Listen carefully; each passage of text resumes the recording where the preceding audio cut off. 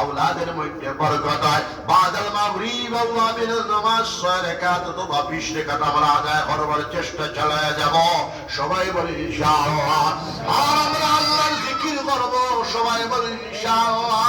বিশ্ব নবী মুহাম্মদুর রাসূলুল্লাহ সাল্লাল্লাহু আলাইহি ওয়াসাল্লাম বলতেছেন, লা তাকুমুস সাআ হাত্তা ইউকালা ফিল আরদি আল্লাহ আল্লাহ, ততক্ষণ পর্যন্ত কিয়ামত সংগঠিত হবে না যতক্ষণ পর্যন্ত জমিনের উপরে একজন মর্দে মুমিন আল্লাহ আল্লাহ কাহানেওয়ালা, আল্লাহ আল্লাহর নাম জপনেওয়ালা, আল্লাহ আল্লাহর নামের ইয়াদ করনেওয়ালা মওজুদ থাকবে। কিয়ামত সংগঠিত হবে না।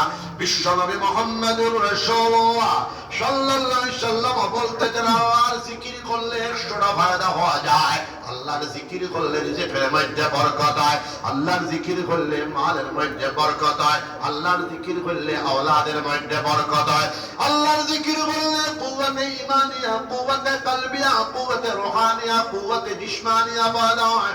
আল্লাহর জিকির করলে আল্লাহর মহব্বত নসিব হয়ে যায়। আল্লাহর জিকির করলে আল্লাহর মায়াজানে নৈকট্যতা লাভ হয়। ওয়ালিহানা আশিকানা ভাবে আল্লাহর মহব্বত ডুবি আল্লাহর জিকির করলে, আল্লাহর জিকিরের ভিতরে এত শক্তি, এত তাকত, এত কুওয়াত রয়েছে। আল্লাহর জিকিরে, আল্লাহর হুকুমে, আল্লাহর জিকিরে জিকির করলে